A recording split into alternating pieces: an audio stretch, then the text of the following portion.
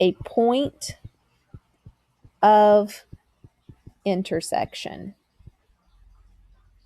So we are going to be graphing 2 lines today for each problem, and you're going to tell me where they intersect, and then I'll explain what the solution means as we go. So this first equation, if you remember from indicator 7, this is actually in slope-intercept form. And so in slope-intercept form, this tells us that our slope is 1 and our y-intercept is -4. So let's just graph this first line. Start out at -4 on the y-axis, and then our slope tells us to go up 1 and over 1 each point. Now, I don't know where the point of intersection is going to be, so I'm going to try to make as many points as I can. And then we're going to do the same thing here for the second one. Our slope is -5 and our y-intercept is 2. And you can graph this. We start out at +2 on the y-axis and then go down 5 and over 1. And there is our point of intersection. We see that. That is our solution to the system. So our solution here is 1, -3. And what this is telling us, when x is 1 and y is -3, it makes both equations true. So if you go back up to those originals, the first original is y equals x minus 4. If I actually plug in -3 for y and 1 for x, 1 minus 4 does give me -3, so that works. Then for the second equation, y equals -5x plus 2. Again, we can plug that in as -3 equal to -5 times 1 plus 2. And we would see -5 plus 2 also works out. So that solution, the point of intersection, actually is the solution to both. It's an x and a y that makes both equations work. All right, so now let's take a look at number 2. First one, let's graph in blue. Our slope is 1 and our y-intercept is also 1 because those are both positives. So we would start out at +1 and we would go up 1 and over 1 and create a line. Now our second answer, our slope is 1. We just never write that. And our b is -1. So we start at -1 and then we continue to go up 1 and over 1. So if you look here, it does not appear that our lines are going to cross. These are actually parallel lines. And so when it is a parallel line, if we have no point of intersection, this is actually a system that has no solution. And you guys can either write out the word no solution or you can use the no solution symbol like we talked about earlier in the year. And if you guys want to pay attention to no solutions, parallel lines have one of the numbers are the same. Is it the slope or is it the y-intercept? And if you guys look here, if you look at your slope and you look at your y-intercept, you guys are going to notice when parallel lines happen, your equations are going to have the same slope. So that is just something to take a note, that if you have the same slope on your equations, that's going to equal parallel lines. All right, so we are going to continue to graph a couple more, and we're going to move on to standard form as well. So the next one is still in slope-intercept form, but the slopes are fractions, so I want to make sure that we go over one like this. So on number 3, your first slope is 1/2, and your y-intercept is -4. So let's graph that. So we go to -4 on the y-axis. 1/2 means go up 1 and over 2. And I'm running out of room to go up 1 and over 2, but we can also go down 1 and back 2 from the y-intercept. But our line is going to be uphill because our slope was a +1/2. Now the second part, your slope is a -3/4. So we're going to see this red line go downhill, and our y-intercept is at +1. So we start at +1 on the y-axis. We're going to go down 3 and to the right 4. Or you could go up 3 and back 4. And then make your line clear across the graph. And we definitely see we have a point of intersection. And that point of intersection is 4, -2. Now, you could plug these in for x and y as well, and you would see that it works for both equations. For the sake of time, I'm not going to plug those in, but if you have questions about plugging those in to check for solutions, jump on the Google Meet at any point in time today. On Wednesdays, my goal, while we're full-time virtual, I plan on having the Google Meet for all my classes just open, and I will just have it on my second computer. So anytime you guys have questions, you'll be able just to jump on and ask anything that you need. So don't hesitate to ask if you have questions. All right, now number 4, the equations do look different. So these are in standard form, and if you guys go back to indicator 7, you guys can see how to change your standard forms into slope-intercept forms before you graph.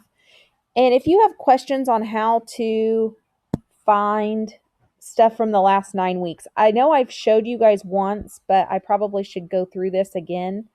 If you guys are on the homepage, obviously the top is always the most current thing that's going on. And so this is what we've been doing this week. But if you guys continue to scroll down all the way to the bottom, you'll see a link for first 9 weeks. You guys can click on that. And then you guys can go through and you can see everything that we did the first 9 weeks, starting from week 9 and going all the way back to week 1. So the graphing portion was indicator 7. And we will be graphing linear equations and inequalities. So if you guys have questions about graphing in slope-intercept form, you can go back to October 1st and watch that video. If you have questions about graphing in slope and point slope and standard form, you can go to October 2nd and watch those videos at any time. And if you have questions about just the graphing part, again, this is what the Google Meet is for. I definitely don't want you guys struggling at home. I'm available. If you have questions, just jump on the Google Meet. It doesn't matter if it's what time during the day, anytime during school hours, my Google Meet will be up. Just jump on it and ask a question. So we are now ready to start a standard form equation. So let's look at this first. X minus 3y equals negative 6. So we would subtract our x and then divide by negative 3. And we get y equals 2 negatives become positive, so 1/3 x plus 2. We start out at positive 2. We go up 1 over 3, or down 1 and back 3, and we make a nice straight line. Now on the second one, it's x plus y equals negative 2. And we subtract that x, and we get y equals negative 1x minus 2. So we start out at negative 2, but our slope is negative 1, so we're going to go down 1 and over 1. But we can see this way is not going to hit the point of intersection, so let's just keep going backwards until we hit it. And my line was not straight, but we can see that point here is where they share. Negative 3, 1. So we can plug these in, and we get negative 3 minus 3 times 1 is at negative 6. It works. Now on the next one, we get negative 3 plus 1 equals negative 2, and that works. So your point of intersection will work for both lines. So let's do a couple more of those. All right, so for the first equation, it is in standard form. So we have 5x minus y equals negative 1. So we're going to subtract that 5x over. And that gives us negative y equals negative 5x minus 1. Now we're going to divide everything by a negative 1 because we have to be able to graph y by itself. And so that becomes y equals 5x plus 1. So we start out at positive 1. We don't have room to go up 5 and over 1, but we do have room to go down 5 and back 1. All right, and then the second equation is y equals negative 4. So y equals negative 4. We go to -4 on the y-axis, and then we have to we can't touch the x because there's no x in the equation. So it's just that horizontal line. So we can see here our point of intersection is at -1, -4. And then last but not least, we have an equation x equals -2. So we go to -2 on the x-axis, and it has no y, so it can't cross y, so it's just a vertical line at x equals -2.